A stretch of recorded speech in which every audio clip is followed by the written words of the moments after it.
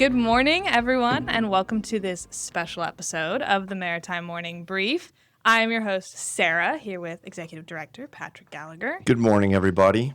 And we are really thrilled to be here with Port of Seattle Commissioner Sam Cho here today. Thank you so much for coming to see us. We talked about this a little bit at a brief event once and then followed up, and we've been just flaunting it everywhere. We're just really excited to have you in our office and have you here and just talk about everything. So yeah, Sam, thanks for being here. Absolutely. It means a lot to us. It's we know your time's very precious, so thank you. And I'm just gonna jump right into it. Yeah, let's go do it. How's the trade war going? Wow, just cut straight to the chase. It's been an interesting year. Obviously, it's not the first time we've dealt with tariffs. The first administration under Trump also had some tariffs, but obviously it wasn't as extensive, right? We didn't slap tariffs on 90 countries. It was really focused on Canada, Mexico, and China the first time around, and now we're dealing with tariffs, across the Pacific, across the transatlantic. It's interesting because if you look at our container volumes in the first quarter, we were up almost 20% in volume. Right. And I know that sounds counterintuitive to most people who don't operate within this industry, but that was obviously a lot of front loading. Mm-hmm. People were anticipating, or when Donald Trump said these tariffs are going to go and or announced it April 1, and everyone tried to get everything in before April 1, right? And then he gave a pause, and so everyone continues to try and get all their goods in before the tariffs get hit on that deadline. And so there's been a lot of volatility. We started to see a drop in volumes probably in late May, in the 20% week over week. Whenever he announces, it seems like every time he announces another extension of the pause, there's another surge. And so if you look at the graph of our volumes, it's very volatile. Right. It's not good for the supply chain, right? And I think we all learned that lesson during the COVID-19 pandemic when we had a huge surge of containers. Our warehouses were full, our truckers were busy and whatnot. But it's really the lack of reliability of the schedule that becomes the biggest problem, right? Especially for those truckers who rely on 1 or 2 turns a day to make ends meet. I was talking to a trucker last month who said, this has become such an unreliable source of income for him that he might need to start driving Uber to supplement his income, right? And so that's the situation we're in right now. Not to mention the fact that tariffs are inflationary, and because of all the front loading, we haven't seen the inflationary effects to the fullest extent thus far, right? You remember, people front loaded their shipments, so they try to anticipate the demand for the next 6 to 9 months. Ship everything here, warehouses are full, and then what happens is it takes time to get through that inventory right, in the warehouses, and then when that next shipment comes in, that's when it gets slapped with the tariff, right? And so a lot of folks on Wall Street and even the Federal Reserve are like, we still got to wait and see the full effects of these tariffs because they haven't hit us yet. Right? So just living in a tremendous period of uncertainty right now and instability. I believe you. So I think we've been sort of lulled into this bit of a submission, thinking, well, things are still semi-status quo. We're okay. Yeah. We haven't seen, nothing's gone seriously to hell because it is a system that gets front-loaded. There's volume that goes into the system, and then volume comes out slowly over time. Yeah. So I'm not convinced I think we may just start seeing it. Absolutely. This year. And you're already seeing it in certain goods. Like the cost of coffee is shot up like crazy. A lot of perishable goods that you can't store in a warehouse for months. Right. And so those commodity goods have already been hit. Yeah. But it's your Christmas presents that are going to get hit this December, right? Yeah. And Donald Trump needs to know that, because he was like, you can buy less Christmas presents. Yeah. I heard about that too. He literally said that. Yeah. And so he's not oblivious to the effects of these tariffs, but it basically is a tax on everyday Americans, right? And for us here in the Pacific Northwest, us being a West Coast port, Asia is our largest trading partner. China has been our largest trade partner.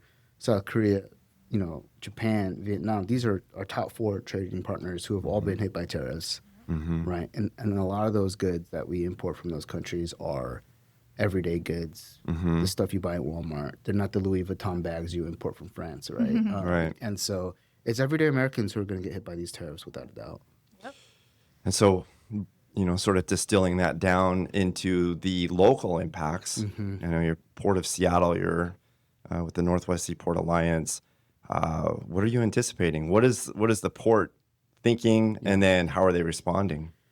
Well, it's been really tough because, generally you want to, the old Wayne Gretzky quote, skate to where the puck is going. With this guy, you really never know where the puck is going to shoot off to, right? But, we've had some industry trends over the last, I would say, 3 to 5 years where, if we accept the fact that our trade with China is going to basically, plateau or continue to go down, we need to find other partners or other places to do trade with, right? I always say trade is like a balloon. If you squeeze a balloon, the air doesn't disappear; it just pops out somewhere else, right? And so, where is that popping out happening? Over the last 3 or 4 years, we've seen a tremendous growth in trade with Vietnam. Vietnam is kind of what received some, what I would say, tailwinds from the fallout with China. A lot of factories have shifted production and manufacturing to Vietnam.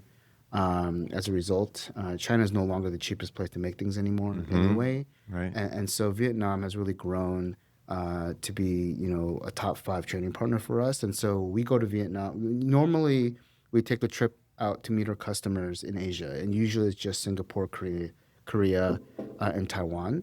But we've actually added Vietnam to that trip. And I've been to Vietnam the last 2 or 3 years to meet with the shippers, and the logistics professionals to make sure they're keeping our gateway, meeting people like Ashley Furniture and a lot of these companies that have really, Brooks Shoes, which is headquartered here, starting to shift their supply chain over to Vietnam. I'm also hearing that Thailand, Indonesia are also very much on the rise as far as taking some of that slack from China, and potentially India as well. And as you all know, there's a new Indian consulate here in Seattle, which has been very helpful in trying to foster those relations. And so I'm hoping to go to India for the first time next year. Very good. But I saw that the tariff with Vietnam, if I'm, have the latest information, because it does change, but it doubled. Yeah. No, I mean, look, I think, for all the noise, they are thinking about things in this administration. It's not total chaos in the sense that they know what happened in the first time they did tariffs on China. Right. They're like, oh, our trade deficit with Vietnam is at a record high because of what we did with China. And so they did slap tariffs on Vietnam. They did announce a trade framework a couple of months ago that knocks down the tariff rate. It's still high, though. I think it's between 20 and 30%. But then they added a higher tariff rate for any goods that come from Vietnam that first came from China. Yeah. So that tells you they're thinking about it. They're Right. aware of it. They know it, right? So if anything came from China, went to Vietnam, and then came to the United States, then it gets even higher tariff rate than what would have come, just from Vietnam. And so it's been tough. I think one of the things that is, I guess, I don't know if it's a redeeming factor, but essentially because you've put tariffs on all the countries, you've kind of raised the floor, right? So it's really a matter of like which country of these has the lower tariff, right? And whether or not it makes sense to invest in infrastructure to start manufacturing in those countries. But generally speaking, Vietnam still has a lower tariff than China, and so we expect Vietnam to continue to grow. Well, and of course we're competing. We're competing with Canadian Prince ports, Rupert, right? Vancouver. We've lost a lot of market share over the years. Absolutely. Yeah. Absolutely. It's And been really rough. I think people outside of the industry are starting to notice too. Like, obviously, we all know that, but I have been at places where people are like, hey, I've heard that, like, the Prince Rupert port up in Canada is becoming really popular. I'm like, yeah, that there's a few reasons for that. That's been going on. But just, like, people who don't normally think about these kinds of things, even starting to notice, which is telling you something. And that's interesting. It's telling us Sam Cho's doing his job. Getting that word out. I'm trying. And there are policies out there that can help with that we're really trying to get this administration to pay attention to. We have the harbor maintenance tax here, which is very, very difficult for us to navigate around because it adds so much of the cost to bringing a container through our gateway as opposed to Vancouver Can you explain that for Yeah. everyone? Yeah, so the harbor maintenance tax is a federal tax on containers that come into our ports, and essentially that pool of money goes to the federal government. It's supposed to be used for harbor maintenance, and essentially dredging, right, to keep our ports deep enough to actually be able to accommodate the large vessels that come into our ports these days. The problem is that, our blessing has become a curse here in the Puget Sound because our ports are naturally deep berth ports. We have 51 feet, very deep. We can already accommodate the 23,000 TEU vessels. And so the problem is we pay into the harbor maintenance tax pool money, but we don't get anything out of it. We don't get the money back because we're already a deep berth port. So we are what policymakers call a donor port. Right. So we pay into it, and then our money goes to another port to do their dredging, right? Which is a huge problem for us because, obviously it raises the price of bringing a container through our gateway. And so part of how a lot of shippers get around the harbor maintenance tax is to bring those containers to Canada. Because then what they do, because there's no harbor maintenance tax in Canada, so they take the containers to Canada, Vancouver or Prince Rupert, and then they rail it across the border to the United States where it's going to the Midwest, for instance, right? What we've been advocating for is to assess a harbor maintenance tax on land port of entries. So whenever the container crosses a land border, it also gets assessed, right? And that could level the playing field for us a little bit, right? And so that's something that we've been advocating for with this administration, thinking that obviously with how this administration feels about the trade relations with Canada, they might be a little more open to that kind of policy. And so we're getting a little into the weeds of, okay, if this is your goal, here's a policy that will actually help, that is actually aligned with what we need here in the Pacific Northwest. Yeah, the squeezing balloon. Exactly. So yeah, trying to push one of those back in to your hand. Exactly. That's exactly right. Yeah. Well, I've noticed this administration seems a little bit antagonistic towards blue states. And a little? and I wonder if your voice is being heard, just being from a deep blue state here in Washington and in particular Seattle. So I know you're involved with the USTR. Yes. And that's massively important. Yeah. Like, can you describe that relationship and sort of? Yeah. It's mostly a one-way relationship where I go on these calls. I think they're like bi-weekly briefings from USTR on the latest, right? And it's just it's like a conference call. It's really hard to get a question in or to provide feedback, which was the purpose of this advisory. It's called the Intergovernmental Advisory Council on Trade Policy.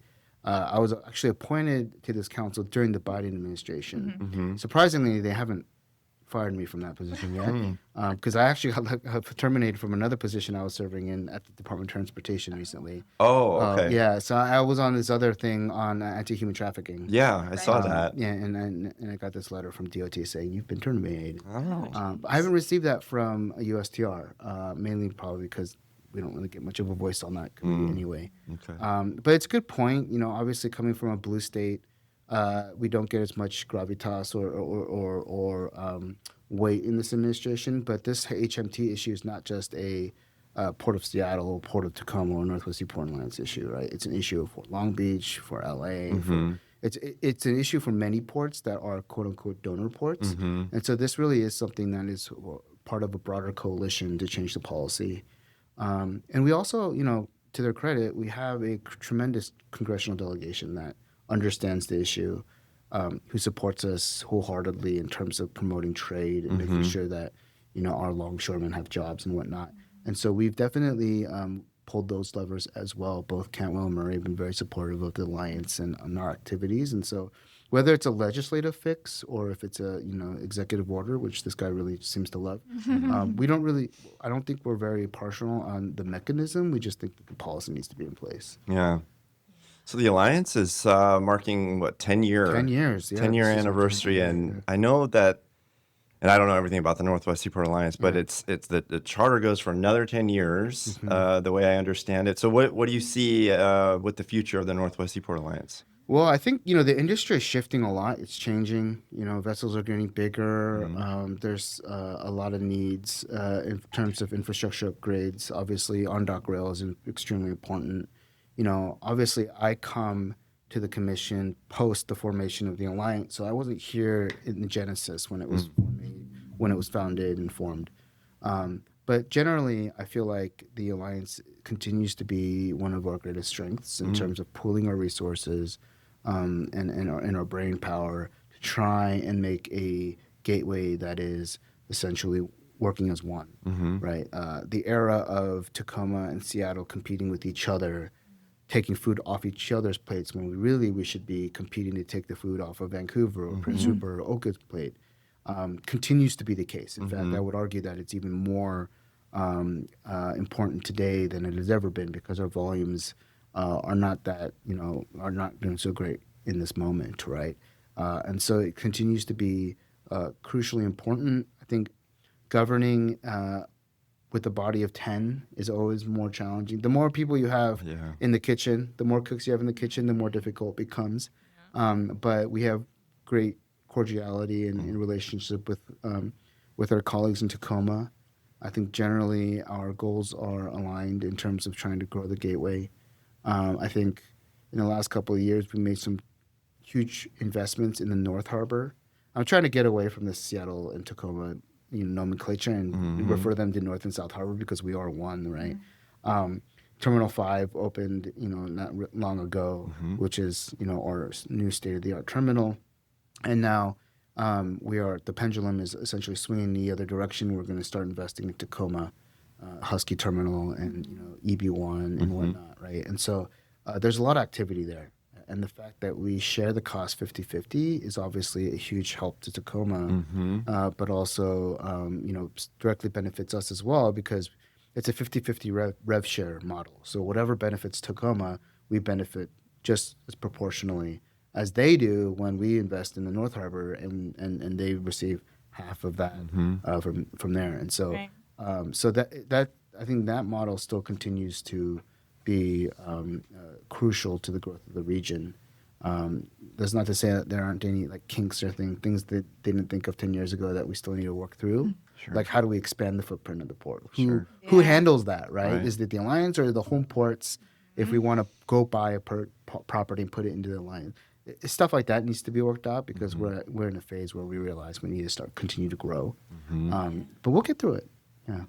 Are there any plans in the works in that growing? Oh man, that we should know about. Yeah, I mean, I without giving it away, because obviously I don't want to. You heard it here first. Yeah, I don't want to start some sort of bidding war or speaking against our interest.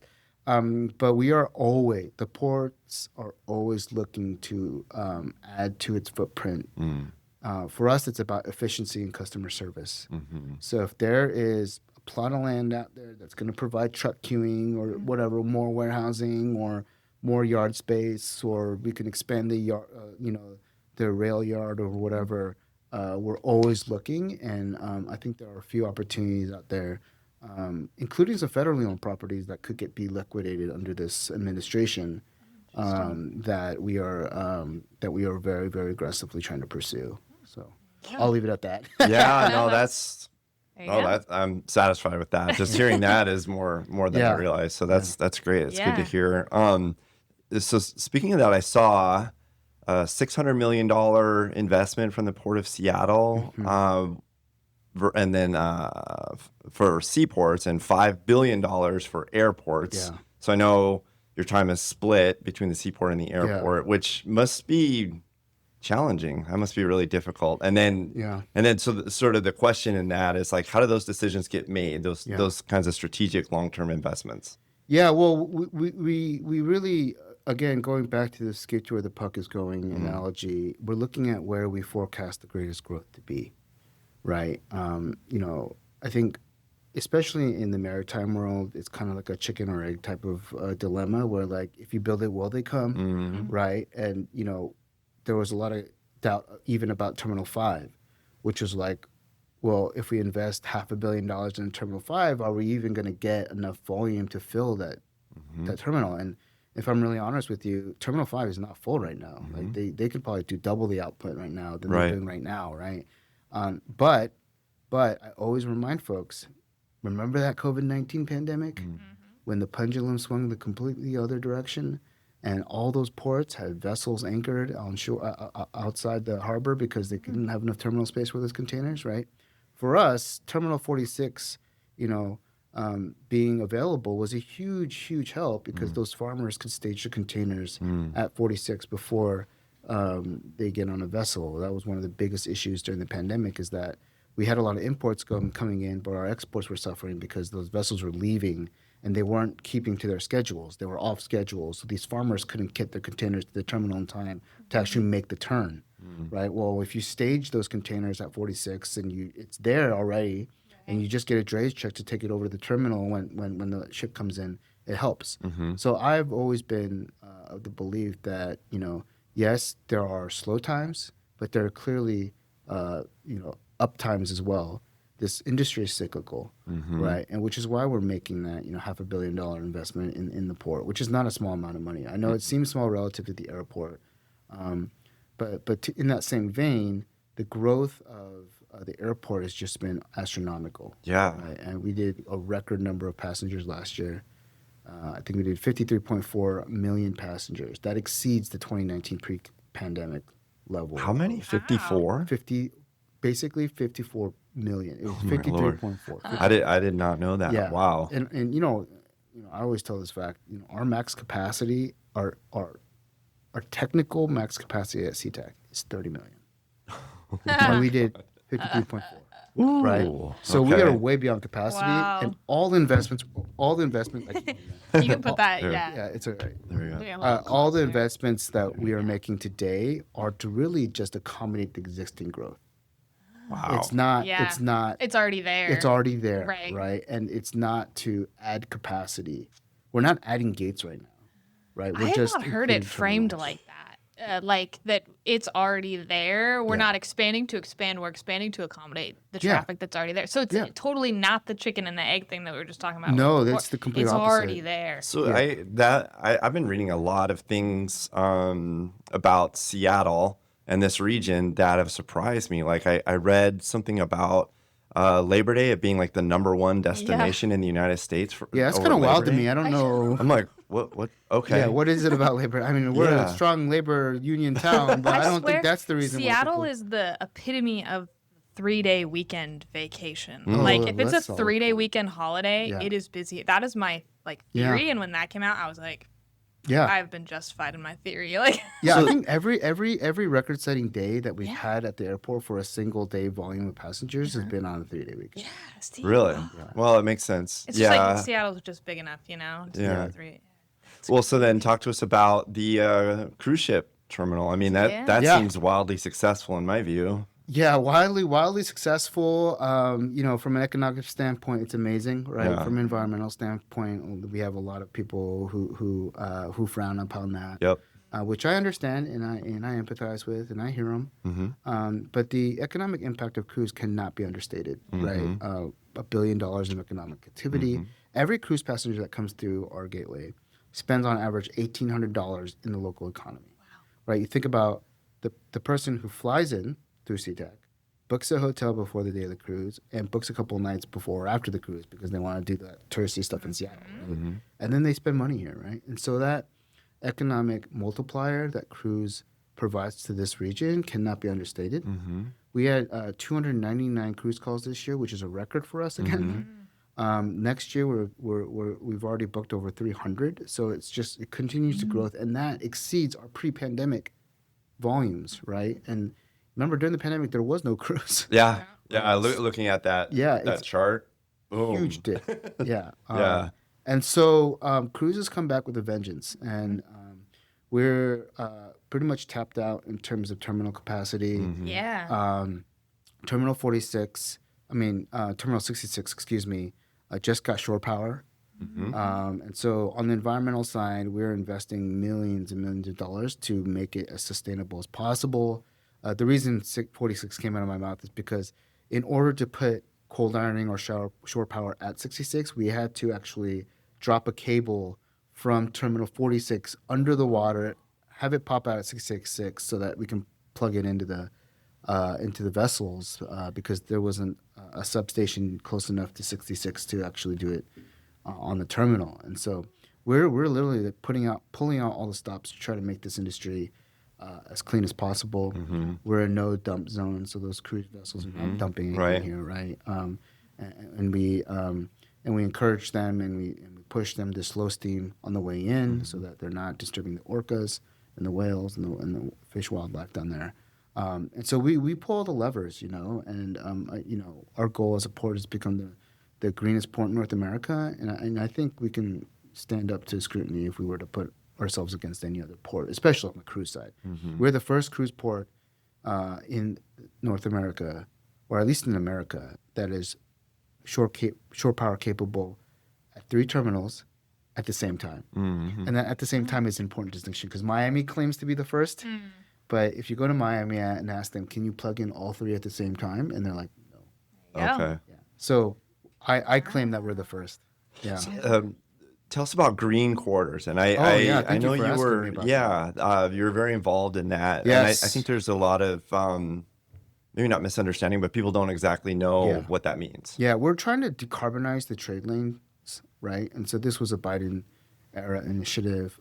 It was announced at COP, the United Nations Conference of Parties.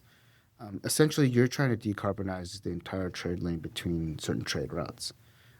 The federal government at the time said, okay, South Korea and Washington makes sense because we have so much volume from there. There are a lot of other ones. I think Long Beach and LA have one with like Singapore and China and whatnot. I love that they picked Korea because obviously my ethnic background is Korean. My parents immigrated from Korea. And so I was like, oh, yeah, I'll take this mantle, right? Yeah, absolutely. So I was fortunate enough to go to COP27 and announce the formal pre-feasibility study between the Port of Busan or South Korea and our region, which the Maersk McKinney-Moller Center was spearheading for a while. But it's actually underway, and we're pretty far down the line. In fact, this is probably as good as a time as ever to announce that in November, we will be signing a formal memorandum of understanding between the Port of Seattle, the Port of Tacoma, the Northwest Seaport Alliance, the Port of Busan, South Korea, and the Port of Ulsan, South Korea, to formalize the Green Corridor. Ooh, right? Yes. There you go. Wow. Yeah, and they are coming here in November to do the MOU signing. It's a big deal. As far as I know, it's the first ever 5-party Green Corridor, agreement. Congratulations. Thank you. Yeah. No, That's massive. 2-3 years in the making. Yeah. But essentially, a Green Corridor, the biggest part of the Green Corridor is fuel, right? What you want to do is you want to converge on a fuel type. And as you all know, there's several fuel types out there. The maritime industry, unlike the aviation industry, has not converged on a single fuel source yet. So you have, obviously, LNG, you have ammonia, you have methanol, e-methanol. And so part of what this is trying to do is to get ports on both ends of the loop to communicate on what type of fuel you're going to bunker so that it signals to the industry as well what vessels they need to order. Right. And conversely, based on the vessels that go between South Korea and our region, we will be able to forecast what kind of fuel type vessels will be coming to our harbor so that we can try and, again, skate to where the puck is going and build the infrastructure that accommodates those fuels. And so it's pretty, we are impartial in terms of what fuel they choose. They just need to pick one. Right. Right. Dedicate themselves and dedicate to them it. and commit to it so that we can provide the infrastructure. Again, chicken or egg, right? We can't build a methanol facility if they decide to go with ammonia and vice versa, right? And so part of it is how do we convene everyone and get everyone to agree and really converge on a fuel type. And that's the beauty of ports, is that it's not just container vessels, right, that use these maritime fuels. Yes, the Green Trade Corridor is on, container ships, but we have another Green Corridor between Seattle and Alaska on cruise ships, right? And cruise ships need to also convert to a sustainable maritime fuel. Well, what if we merge these two Green Corridors eventually, where the container vessels and the cruise ships all agree on the same fuel? that lessens the load for us because then we don't need to build methanol and ammonia bunkering, right? We could just converge on methanol, right? And so that conversion, that basically aggregation of demand that we can actually create as a port by convening everyone will also lower the cost of fuel because you're creating volume and scale for those fuel producers, right? If you have like 4 different fuel types and it's all segmented out, it's really hard to get scale, right? Like, global shipping is only like 3% of greenhouse gas emissions in the world, right? Relative to other transportation sectors, right? And so the maritime trade sector does not have the volume or the the weight to shift the fuel industry into a certain fuel type. But at the very least, we should aggregate that demand so that for any fuel producer, it makes economic sense, right? And the cost of fuel is the biggest problem. Right now, there's a huge shift from methanol to LNG because methanol is just so expensive. Yeah. Right? And part of the problem is because we haven't been able to scale the use of methanol yet. Yeah. We saw C-SPAN came in and has, announced their intent to come and do LNG bunkering here. Yeah. And look, like LNG is a great transition fuel, but it's not the solution for the future. Yeah, not the end goal. Not the end goal, right? Yes, you get that 20% greenhouse gas emissions reduction off the bat, but you can't get beyond that. Right. Right. And so that's the long-term goal. And so I'm really bullish on this. And again, once we merge, if we get to a point where we can merge the cruise and the container green corridor, why not go to Long Beach and LA and say, let's merge the green corridors between LA and Long Beach as well with what we're doing up here. And then you have the entire Trans-Pacific loop. You are, yeah. So what you're describing to me is, and I've heard you say on social media and elsewhere, is the port of the future. Yes. That's what I'm taking off of everything that you're saying right now. I'm glad that's stuck. Everyone uses that line now, and I just want to make it clear that was where it started. Yeah, that was my re-election slogan. I do attribute that to you, though. Thank you. Yeah, that was where I first saw it, and I do see a lot of people. Great. So I want to give you a shout out on that. Thank you. I don't know if it's a question, discussion topic. Yeah, sure. I see your vision. I understand it. I think other people are starting to understand it more, and I think the Port of Seattle is dedicated to this. I've seen it where, you are making these very long range decisions, thinking ahead, and I understand the chicken and egg thing. That's really tough, but you're very active and very engaged and globally as well. Yeah. What I don't see is the state kind of taking that up as well. We just lost maritime sector lead. Yes. I see Governor Bob Ferguson's coming and doing an event with the Northwest Seaport Alliance, which I think is great. Yeah. But we don't have any comprehensive state strategy. Yeah. Which Stephanie Bowman told me that once. I was like, that's not right. I was like, that can't be right. And it's absolutely right. She's absolutely correct. Yeah. And I was like, well, how do we get there? Yeah. Like, because you have a competitive nature, I can tell. Yeah. You just dunked. Yeah, I can tell. You just dunked on Miami, which I love, by the way. So I was like, yes. How do we get the state to take this up? Because you're the Port of Seattle, Northwest Seaport, and then there's everything else. Yeah. I mean, the Washington Maritime is bigger than the Port of Seattle and the Northwest Seaport Alliance. Absolutely. So how do we level up? Yeah, well, look, I think now is the time. Yes. I think now is the time, too. Right? We have the Climate Commitment Act dollars out there. I think that with these trade wars, at the end of the day, it should be a statewide effort, as you said. And the pain is real, right? Go talk to the farmers in Eastern Washington. Yeah. Right, the pain is real. And the conversation around how do we continue to stimulate trade, economic growth in the region is one that is on the minds of a lot of policymakers right now, especially as we talk about cost of living and housing and all these other things, which are all somewhat interconnected, right? And so I do think that it is on the minds of these policymakers. The problem with our industry is that people don't really understand it, right? Because, it's just one of those things that is out of sight, out of mind. Yep. They don't care until their Amazon package doesn't show up during a global pandemic, right? And so I always say, during the pandemic, ports were sexy, right? Because like Bloomberg was writing about how there's like 100 ships outside the port of Long Beach, right? Yeah. It's got your package on it. I know. Just wait. I see my Amazon box. No, but I think I these days I say the port is sexy again because of these trade wars, because of the economic climate, right? And part of why I started to do so much more social media engagement is to really get people to understand it. Like, what does this really mean when Donald Trump puts tariffs on China? Well, how does that affect your pocketbook? How does that affect the cost of living in this area, right? We have advocates who are trying to build housing on the waterfront, on terminals, right? Yeah. And it's like, what does that really mean? I mean, in my view, like, I look, I'm very, very sympathetic to the housing crisis, right? I want to build housing, right?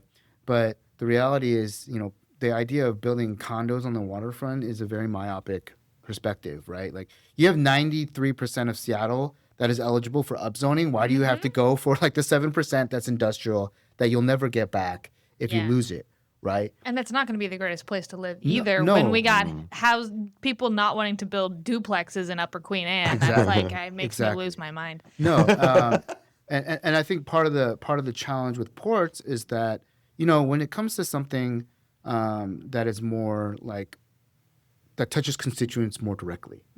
Right. And actually, the greatest juxtaposition of this is actually the airport and the seaport. Right. So let's take the airport, for example. My constituents fly through that airport. So when they have a bad experience, I hear about it. Right. We hear about it because they directly experience that. Right. But who watches a container come off a vessel? Who, right? So like it's like how much exposure to what we do reaches the constituents. And at the airport, it's very clear when traffic is bad or if your baggage doesn't make it within the 20 minutes that Alaska Airlines guarantees, right? That's very real, and they feel it, and they're not shy about it, right? Yeah. But when their FedEx package gets delayed or something happens, it's not something that is directly associated with maybe what we do, right? And so it's not something. I mean, FedEx might get or the shipper might get the feedback, but we don't as a port, right? They don't equate Port of Seattle to that package or that great salmon you just had, right? Yeah. The commercial fishing, all that stuff, right? So that is the disconnect there. There's another layer in between what our constituents feel and what we do at the Port of Seattle, and trying to articulate that, illustrate that, and show that through the platforms we have today, I think is so important. And I think a lot of people are starting to understand, oh, I didn't know that, or, oh, wow, that's super insightful, And so I think the reason that's important, because it's ultimately the politicians and policymakers listen to the constituents. That they hear their voters and say, if the voters say we want to focus on a statewide economic strategy or maritime strategy, right? They will listen, right? Change starts from the bottom up, right? And so I think the more buy-in we have from the broader population, the more understanding we have of how all this works, the more these policymakers will make it a priority. I think your social media game is really tight. Like I've watched it and I've been inspired by it. Oh, thank you. Where else are you active? Because I'm really only ever looking on LinkedIn, but you got to be other places. Oh, no, yeah. So LinkedIn, I'm very selective with what I put up because that's more of like a formal businessy type environment. Right. But I have far more videos on my Instagram and unfortunately now TikTok. Yeah. I started putting my videos up on Instagram. I put a dozen or so, and then people kept saying, "Hey, dude, these would go viral on TikTok. You should start putting these on TikTok." I've had like a solid couple videos that have gotten over 100,000 videos. Okay. But I still get more views on Instagram. Really? Yeah. Okay. Like I had a video I posted a couple months ago that now has 1.2 million. Whoa. Okay. views. What was it? Which one was it? It was about federal grants and us suing Trump, which is a very, very sensitive I just I saw that one. So that one got 1.2 million. Okay. A couple of others have gotten over 500,000. Yeah, breaking through with people's attention, which is difficult to do. We don't do it well in this industry. Some people, very select people, you're one of them, I think understand it. Yeah. They understand what people are looking for. Yeah. And as an industry, it's an art. It's an art, and there are certain things that you have to have a hook within the first 2 seconds of the video, otherwise they'll just keep scrolling, right? Yeah. But what does get me excited is that because I know the industry to the extent that I do, I have so many like ideas in my head for how we can break that barrier. Like, why don't we have why don't we have video like the 60-second reels of showing a super post Panamax crane on the terminal, how high it really is. Well, we were just out at the Northwest Seaport Alliance. Yeah. We got up there, we drove. Yeah. Oh, it was crazy. But it's crazy. And you're like, I've never seen a picture of this. Yeah, or a video of how tall it really looks. And you get that view going down. Yeah. I was like, I mean, I still haven't done, the pilots do this thing where they bring out commissioners onto a vessel as it's coming in. Yeah. I haven't done that yet, but when I do it, I want a whole film crew, get footage of me going up the hull of the vessel, going into, the bridge and all that stuff, like, and showing the stacks of containers, how big they are, right? And so, I've started to do this at the airport actually, because it's a little more easier to do, where like I'll go to the airport and talk about, checkpoint 1 that just opened, or I want to do one on our baggage claim system, like the underbelly of the airport, like how does your baggage really get to the conveyor belt? You can do that with we should have a video that goes farm to port. All right, that's brilliant. Yeah, cherry to planes or apples to containers. Like literally just show, and it doesn't have to be a long video. Just like splice it and be like, apple container ship. China. Here we are along the inside. That's I love that idea. So those kind of like flashy videos that you don't even need to talk a lot in those videos. It's just put a nice little soundtrack behind it and just show it. And you just get people to understand, oh, this is the supply chain. Like, this is how this works. Yeah, we don't have anything like that. Yeah. No. Yeah. It's true. Yeah. This is a big reason we're here today. Yeah. Is trying to get to real people telling real stories. And, the sound bites are great, and they do get a lot of attention. I do love this kind of longer form, like giving you an opportunity to kind of get really comfortable and just speak for an hour or however long you want to. I think that's also a piece of it. I think we're getting better. It's getting better, but it's an important piece, especially for. And again, we haven't even really talked about workforce development at all. I know you're committed to that as well. Absolutely, but. It's a gateway drug. The social media, the 60-second reel is the gateway drug to this. So it's like, oh, I want to learn more about containers or maritime. Yeah, that's right. And then you're like, oh, you see it on all these influencers, like check out my podcast or go buy this on my website.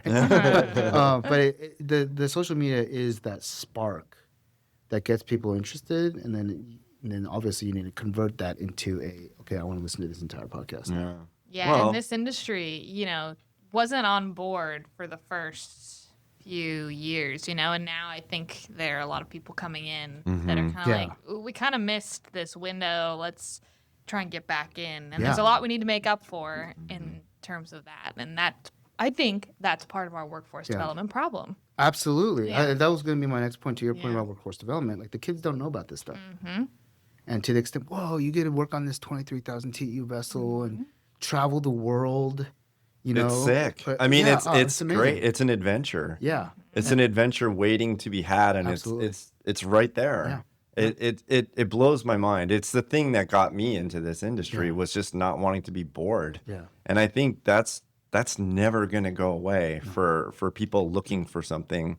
Just like you can get on this ship and go anywhere in the world and gain this incredible skill that I think people are craving.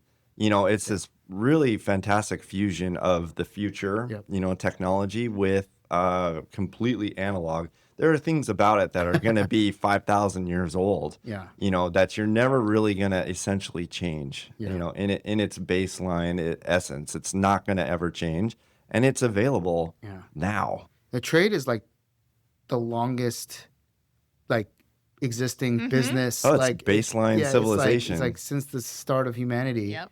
Right, and it's only grown. Yeah. Right. Well, the indigenous people here, they had a robust maritime trade 12,000 years ago.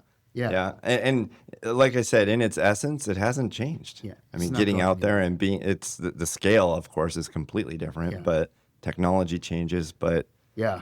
that experience I think is common to Absolutely. people. Absolutely. So, man, wow. What do you want to talk about? I know you're like really busy. Like what's the thing that's really kind of captured what do you never lately? get to talk? Like, what do people never talk about that you would I want to hear love about to that. talk about?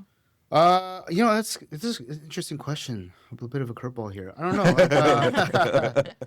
know. No, I mean, I feel like I generally get to talk a lot about the port itself. I know.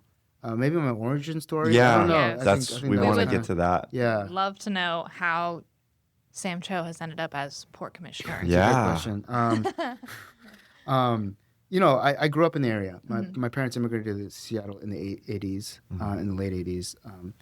I always joke that my parents immigrated through the port of Seattle, with the asterisk that they flew here not on a boat, right? So one day my mom came up to me and she goes, "Why do people think we're refugees?" I was like, "What are you talking about?" Like, everyone thinks we came here on a boat. And I said, first of all, there's nothing wrong with that. You could. But secondly, I don't know why they think that. But then I kind of it clicked. I was like, oh, it's because I keep telling people my parents immigrated through the port of Seattle, and people think of boats, not planes, right? Yeah. So just for clarification, they flew here to the airport, Mom. So yeah, they came here through the 80s. I grew up here in this region, spent some time in Washington, D.C., about 8 years in Washington, D.C., working on policy, right? So in between, I went to London to get my master's degree. Went back to D.C., so I worked for a member of Congress. I served in the Obama administration. And then obviously when Trump 1 happened, I left D.C. and came back to Seattle. At the time, it was a really tough job market for me because no one wanted to hire an Obama guy, right? Like at the time, we didn't have the White House, we didn't have the Senate or the House. So we had like 2,000 or so Obama hands unemployed, looking for jobs, and there was just not the demand for a bleeding liberal in D.C. at the time. So I decided to come home. And when I was working in Congress and when I was in grad school, international trade policy was my shtick. Like my dissertation at the London School of Economics was on free trade agreements. And I worked on foreign affairs, trade, and defense for the member of Congress. He sat on the Committee on Foreign Affairs. And so I had a really strong grasp of that aspect of policy. And it just so happened in the winter of 2016, there was a very big bird flu pandemic in Asia, very similar to what we experienced last year, just in reverse in the United States.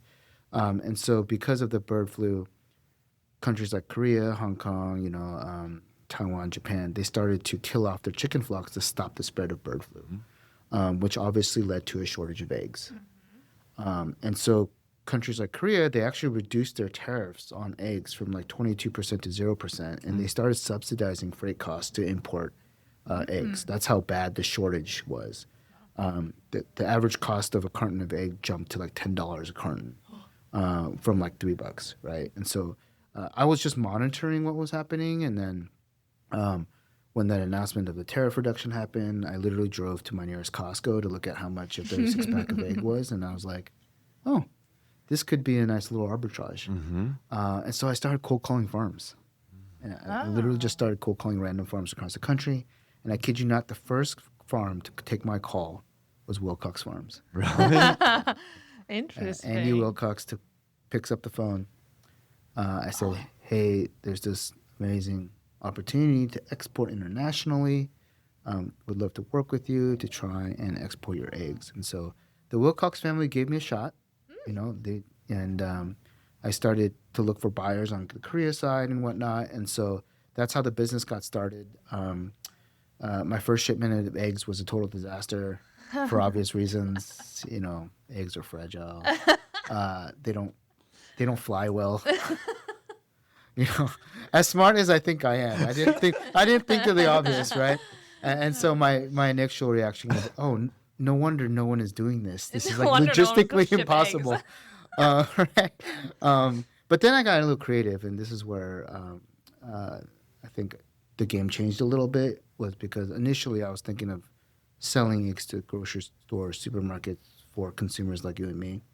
What I actually ended up doing is going the B2B route, the business-to-business route, where I sold eggs to bakeries, confectionaries, hotels, mayonnaise, ice cream manufacturers. And the difference is that they make goods with the eggs, right? The egg is not the end product, right? They crack the eggs to make bread, ice cream, mayonnaise, whatever. And so what I did is I cracked the eggs in the U.S. and I shipped them in liquid form. So I basically, I shipped the egg whites and the egg yolks. They were actually frozen. Yeah. So I would blast freeze them for 3 days, put them in a reefer container, and ship them to Asia. They'd get there, and these guys would just be able to rip open these 30-pound liners and throw them in with whatever batch of food they're making. That ended up being a tremendous opportunity because there's higher volume because it's food manufacturing. But also because, I don't know if you guys grew up on a farm or anything, but chickens don't lay eggs that are all the same size. Mm-hmm. Right. And they're not all pretty. They're not all pretty. They're not all clean. They're not all the same size, right? And the FDA and the USDA regulate the size of the eggs that can go to the market. That's why when you open a carton, they're all the same size. Yeah. But chicken eggs are not all the same size. Right. And so these farms actually have to have a machine that sort the size of these eggs based on their size category. Mm-hmm. And so you end up with a bunch of reject eggs that can't go to market. But as an exporter of liquid eggs, why do I care? I don't. Yeah. So I would actually buy these reject eggs at a below market spot price, crack them, package them, freeze them, and make them a value add product and sell them at a premium. Yeah. And so this ended up being like a total gem of a business for like 2.5 years. And that's how I cut my teeth in the actual logistics and the business side. To understand the actual operations, like what is a freight forward as opposed to a terminal operator as opposed to, and so I did that, between 2017 through 2020 when I got elected to the port. And so when my predecessor, Courtney Gregoire, announced that she was going to step down from the port and not run for another term, naturally, I think folks thought, well, you've got the experience in D.C., you've got the on-the-ground experience of running the business. You're like cookie cutter for the port, man. Yeah. You should really think about running. And like, I honestly was so done with politics at that time because of Trump. Like, I was like, I'm done with this. I'm going to go make money. Yeah. But, I saw the slate of candidates who were going for that slot, and I knew how important this gateway was, and I just couldn't just sit back and watch it, and so I threw my hat in the ring, and the voters, agreed that I was the best qualified candidate. There you go. And so the egg man. My friends call me the egg king. I don't know. I'm definitely not the egg king anymore, but yeah. No, it's been a crazy ride. Who knew? I saw that in your background. Yeah. When I put you through ChatGPT. Oh, is that right? Yeah. Oh God, I've never done that. I should do that. No, dude, go ahead. Yeah, it's pretty cool. Yeah. That's amazing. I saw that in your background, but of course I didn't know this story. Yeah. So that's God, I love that. Yeah. That is such a great hustle. Yeah. And it sounds you awesome. would think it was all like planned, like the progression of my career. That's all like there was like some mastermind who was like, oh yeah, he's going to do this on trade, and then he's going to start the business, and then he's going to work for port, right? But I think, Steve Jobs said it best. You can only connect the dots in hindsight. Mm-hmm. And if you had asked me like 10 years ago that, at 29, you're going to run for the port and become a commissioner and do all these things, I'd be like, what are you talking about, dude? Like, the port wasn't even on my radar then. Right? You're like, port of what? Yeah. No. Like, what are you talking about? All I know is my Amazon package not here. Yeah, exactly. So, I mean, it's been a crazy ride. I love it, and it's perfect. Well, and you're also, I read a tea company. Oh, yes. So, my mom and I started a little tea shop in Capitol Hill. It's called Social Tea. Social Tea. Yeah. Yeah. It's been Tell us a about little that. passion project of mine, something I've been wanting to do. I lost my dad to a heart attack a couple years ago, and so when he passed, I really felt like, I would love to do something with my mom to keep her active and healthy. And so I had this idea and proposal to do this. Social tea is short for social impact tea, and so we try to. We obviously sell bubble tea, milk teas, but we donate proceeds to or a portion of our profit to local community-based organizations as well. And so, it's a little passion project that on many days I regret doing because it's not easy to run a brick and mortar. Can you be caught serving boba tea in Capitol Hill? Yeah. Is that ever happened? Yes. Are you ever behind the counter? Oh, yeah. Yeah. Very consistently on Saturdays. Okay. All right. So, All right. So if you ever, constituents need to find you. Oh my God. Not to like sound arrogant, but there are folks who have come in and recognized me. Yeah. And they're like, wait. Yeah. In fact, I once had a port employee come in. Like, commissioner? I was like, "Are you Commissioner Cho?" I'm like, yeah. So I'm Like, never. you look a lot like. Yeah, I'm never sure if I should be embarrassed or like. No, yeah, no. Well, I have been one. We had the opportunity to interview a couple of our state representatives, and I always wonder, because they're so active and so engaged. I'm like, how in the hell is this like a part-time job for you? How do you do that? Man. And like, you gotta make money. You have there's like practical things. You have to live here, which is not Not cheap. always easy. Not cheap, certainly. So I'm always curious, like, how do they balance that? It's tough and it takes a lot of sacrifice and a lot of headspace. But I do think that it's a double-edged sword in the sense that the fact that folks are willing to go the extra mile to serve in these capacities tells you that they're super committed. Oh, there's no other way. There's no way you could do this unless you really cared. Because you're not doing it for the money, for sure. I saw the budget. I'm that guy. I read the budgets. Totally. Yeah, you're not doing it for the money. On the other end of the spectrum, it does obviously create a huge barrier for folks who might want to serve but can't do it financially. Yeah. And so it is kind of like a catch-22 in that sense. Look, I love this job so much. I tell everyone, dude, if I could do this full time and not have to do anything else, I'd totally do it. And if you ask my special advisor, Erica, who's sitting behind the camera, my schedule is insane. And, the level of, meeting requests and travel that I have, I already kind of work somewhat full time in this job. And So I have an unpopular opinion. It might be popular with you, maybe. I don't know. I'm just gonna send it out there. So I think, and it's in particular, and I think the federal level members of Congress, senators, they should get paid. People complain about how their salaries are getting paid while there's a shutdown. They have these benefits and all of that. I think that they should get paid a lot more, like a lot more. And I think of it in so I have a background in law enforcement. Oh, okay. And I worked with a lot of different law enforcement agencies, and it's sort of similar. So if people are making laws, engaged civilly like that in this type of service, like a cop, they should get paid really, really well. Yeah. Because at that point, they're fully dedicated. They're absolutely incorruptible. Yeah. There is no ulterior motive. But concurrently with that, we should get all of this kind of special interest and law. We should have much more of a firewall. From corporatizing our government. Totally. So I do honestly, and I'm not just saying because of this conversation, but you should get paid a lot more. Thank you. Like a lot more. And people who do this kind of job, they should be able to focus on it solely. That's just. And I think the other argument there is that don't you want the smartest and the best working in government? Well, absolutely. Right. It's you like, could be why doing don't we something pay our else. teachers more? Don't you want the absolute or the firefighters? best? Exactly. Like, these are the people that, the amount of brain drain and or lack of competitiveness that the public sector has compared to a Wall Street or even Silicon Valley or the tech industry is part of the reason why. Look, at the end of the day, public servants are dedicated to the cause and they're doing God's work in the sense that they're working hard for low pay. But are we really recruiting the best of the best? And you talk about government inefficiency and why the government isn't effective. Well, maybe we should try and recruit the best so that we can, like Goldman Sachs and JP Morgan isn't going for mid-tier professionals. They go for the best of the best. There's the reason they're the best, right? And so I think that is a mentality shift that we need across the country, but also within the public sector to say, hey, we really do, we're servicing constituents using taxpayer dollars.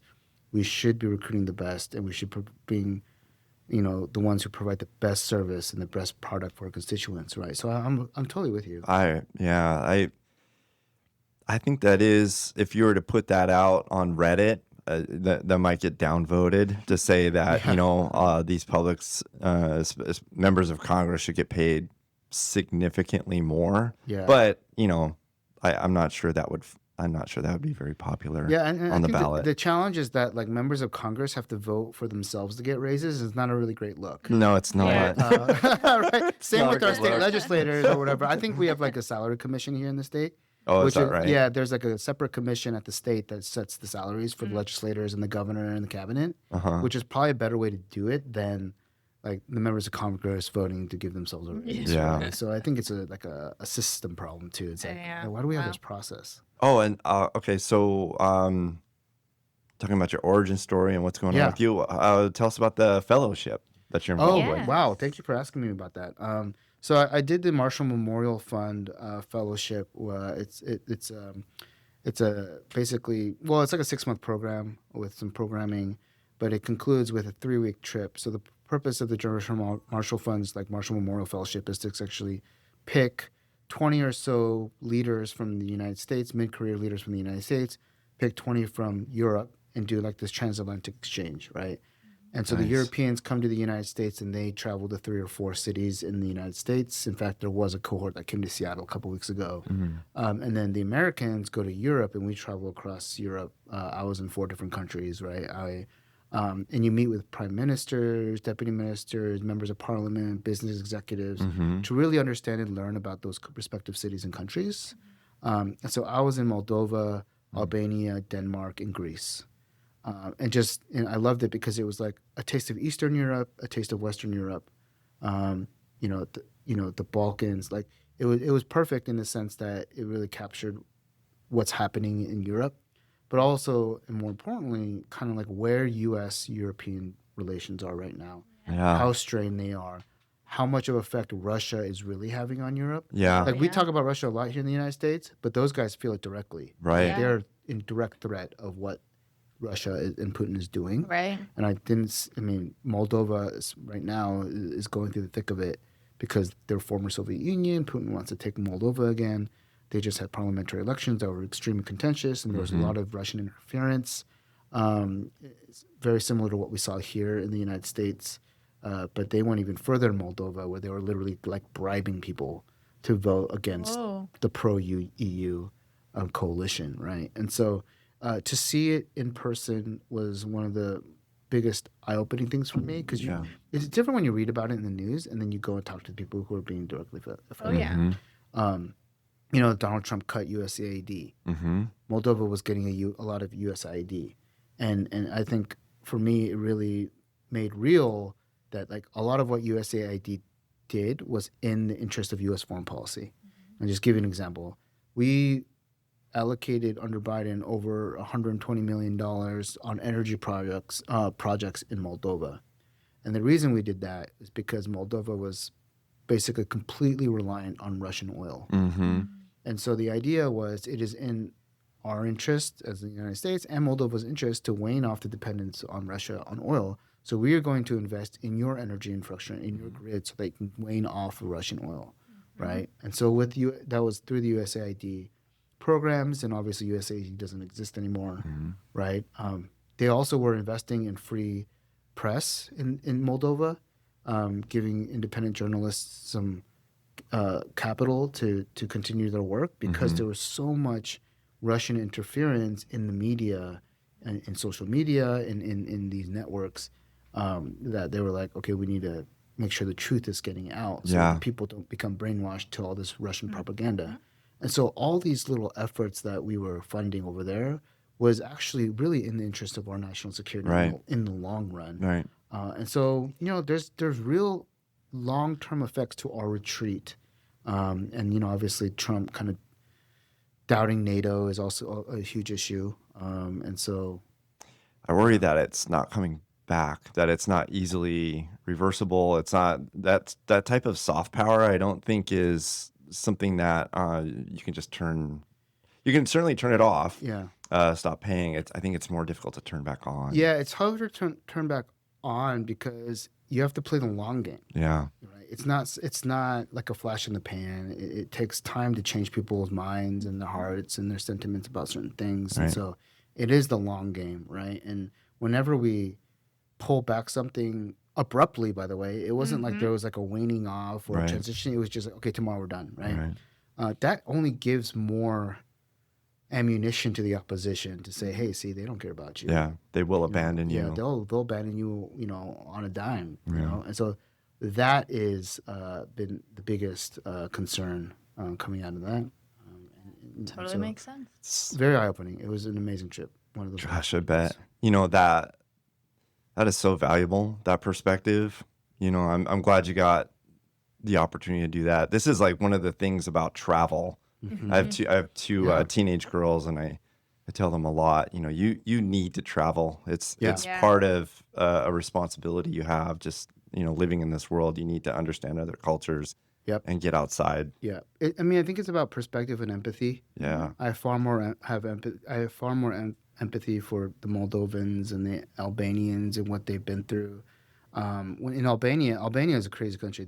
Not crazy in the sense that they're crazy, but like their history is a little crazy because the first part of the 20th century they started out as fascist, and then the mid part of the century they were communist, and then they became democratic like in the 90s. Right, so they're a very, very new democracy, and so they've been through it, all of it.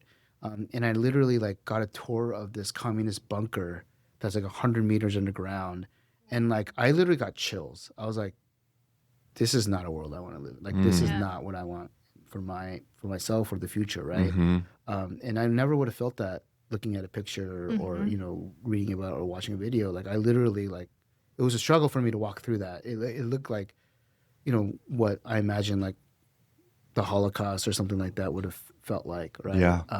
And that's real. And, having that experience, that empathy, the feelings, really changes the way you see things and how, like as policymakers, there's no way that can't influence you. Yeah. It is in a time when everything is so heavy in policy. It's just so nice to speak to someone like you. Yeah, Commissioner Cho, I'm so glad you're here. Thank you for having me. And it's your most precious thing is your time and your attention, and you've given us quite a bit today. So I'm extremely appreciative. It was well worth it. Thank you again, and let's do it again. Yeah. Oh, we'd love to have you anytime. So again. that'd be fantastic. So keep up the social media game. Thank you. Yeah. We normally ask at this point, like, where can people find you? But I think we've pretty much covered that. Yeah. My Instagram is Sam H. Cho. My TikTok is Sam Cho, and great. That's there we go. Yeah. Well, it was really amazing to have you. And we greatly appreciate it. And we absolutely will follow up on another one. Let's do it. So I think with that, we're going to close out this special episode of the Maritime Morning Brief, and we will see you all again bright and early tomorrow morning.